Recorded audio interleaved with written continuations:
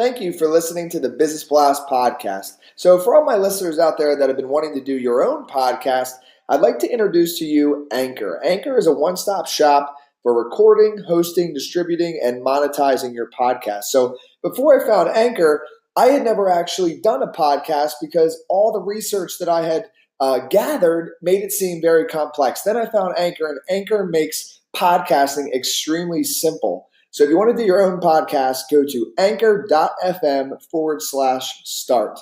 I can't wait to hear your podcast.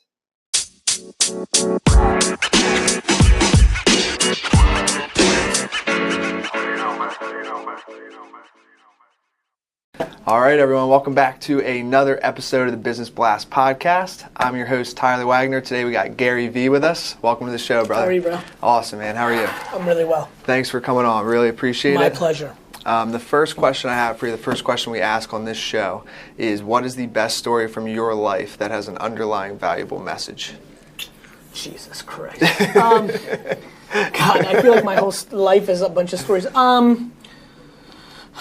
Probably when I drove a case of $20 wine. Literally, there's something called Sutter Home. I don't remember if it was, I think it was Beringer. Beringer White Zinfandel, which is like pink wine that's sweet. Not the rosé stuff that's gotten cool in the last couple of years, but this is like white Zinfandel, like your grandma's wine. And during the holidays, right when Wine Library was just about to explode, we got an internet order. We were just doing that, and the FedEx delivery shipped it to the wrong place, and the woman was extremely elderly, and it was an extremely busy Saturday or holiday day. Every day feels like a Saturday the last 10 days of the year, where this $3 times 12, $36 case of wine. $36. We made zero profit. We lost money. It was lost leader. I decided, because everybody knew like we had this issue, I decided to grab the case, put it in my car. It was bad weather too, so it took me forever, and deliver it to her and then come back, giving up 2 or 3 hours in the store where I could have made $15,000 to $50,000 because I thought there was an opportunity to show to my employees that doing the right thing is always the right thing. And we don't pick, rich guys, Short Hills, New Jersey, over old lady McGee up in Bergen County. And they were shocked, my organization. But it was a story that, the best part about stories is like 7 years later, I heard some kid telling it to some other kid, and it was like, I killed a grizzly bear and made the wine myself, But at its very basic, I delivered a case of wine that was worth no money to the business, but it was a great opportunity to tell everybody what our business was about, which is customer-centric and do the right thing when you can. And I genuinely believe I'm a very complicated character now that I've gotten to know myself and like watch how I produce content and where I sit in the lexicon. But I feel much like that case made no sense. I believe much of the content I make now and many of the things I do now that are sometimes misunderstood will be looked upon in a very different way in 20 or 30 years. And that's why I think that story came to mind. Yes, awesome. And just to create clarity, because I think people are confused when I sometimes say that. There's a ton of people who are very much affected in a positive way about my message, but there are enormous amounts of people who don't fully understand it and don't know every nuance and don't take the time to realize that my dad didn't give me a business, but I built a business for my dad, so that excuse is gone. Or that I don't tell people to work 18 hours a day. I tell them that if they're complaining and they hate their life, work a lot of hours to get out of your situation, or be self-aware and know who you are, or stop being entitled or fantasy about it. If you want to build a $10 million business, it's going to take hard work. And so it's more about entitlement and complaining that I'm attacking, right? And so I watch the confusion in the system and I have empathy for it because we're in a headline reading society. You can't watch all my content and get every nuance. I have to do a better job to create clarity on my content. But most of all, if you watch one minute video on Instagram and you make an assumption, we are all vulnerable to that. Definitely, yeah. I think you answered some other of my questions, but we will go in. The next one is, what is the most valuable piece of information we should know about social media? That there's no middleman and you can't blame anything anymore and all the opportunity is there for you, the internet. And the communication level on the internet, social media, is available to everyone. Good, bad, and indifferent. And a lot of things that people are worried about in society today are also the reason that everybody watching right now has a huge opportunity to take advantage of it, and that the attention is underpriced. And that you should be making content for it, because then your dreams and aspirations and wants can come a little closer. And what's your number one piece of advice for entrepreneurs? First, to figure out if they're an entrepreneur. You know, my number one piece of advice is self-awareness. Entrepreneurship got cool. Yeah. And when something becomes cool, everybody wants to be it. And entrepreneurship is hard and lonely. And being an entrepreneur is different than being a successful entrepreneur. And so my number one piece of advice for entrepreneurs is to find out if they are one, because I love it and it's what I was, but it doesn't make you good, bad, or indifferent if you are or aren't an entrepreneur.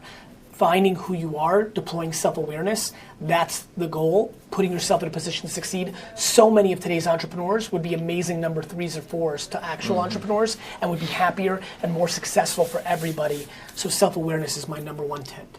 Okay. And then if you could give your younger self one piece of advice, what would that be?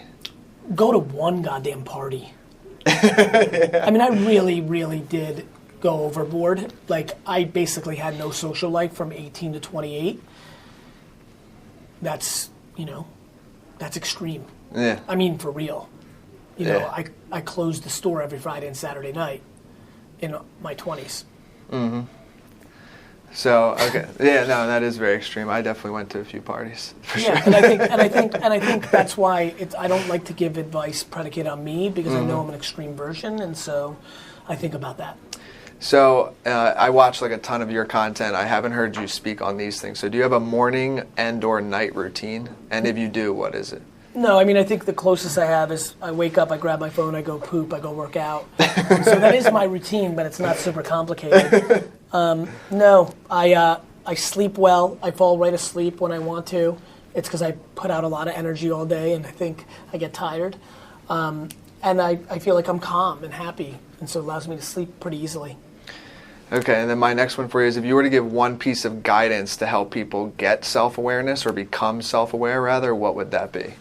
I think there's two things that stand out for me. One, I think a lot of people just know they're lying to themselves. They're posturing. They're peacocking. So just get into that quiet place and be like, hey, it's okay. Like, you got to eliminate other people's opinions, which allows you to then actually acknowledge what you already know, right?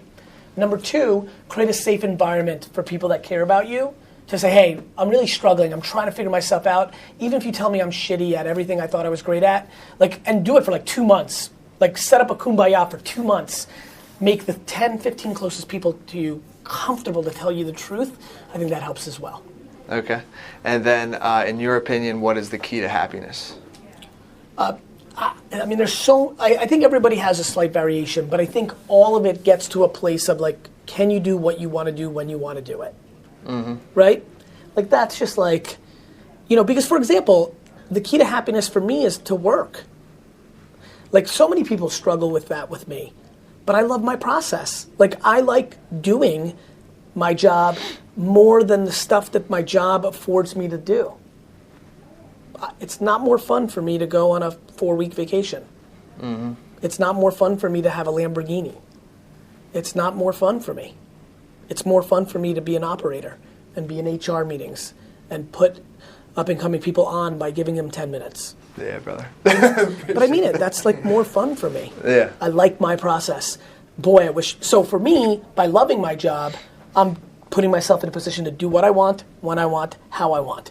For a lot of people, that means making $49,000 a year, working 9 to 5 in a stable job at a stable company, so that, because what they want to do is also, they do want to be on a softball team. They do want to watch 2 hours of TV a night. They do want to play video games. They want to go to every recital. That's fun for them.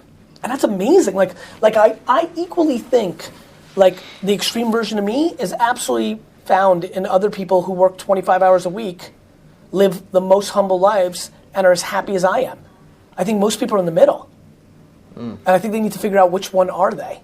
I think a lot of people making $150,000 a year should make 97 so that they can be happier, because they can buy a smaller house and a less fancy car, but they would be 10 times happier. Yeah. We're slaves to items that make us look good to people we don't care about. Yeah. Dude, incredible. Thank you for coming on. The last one I have, I thought I'd flip the script. Do it. You got a question of the day for our audience. I appreciate that. That's good. Who's the person that is impacting your life disproportionately because you value their opinion out of your own insecurities? And do you feel like you have a way to get out of it? Awesome, man. You're Thank welcome. you so much. Thank you.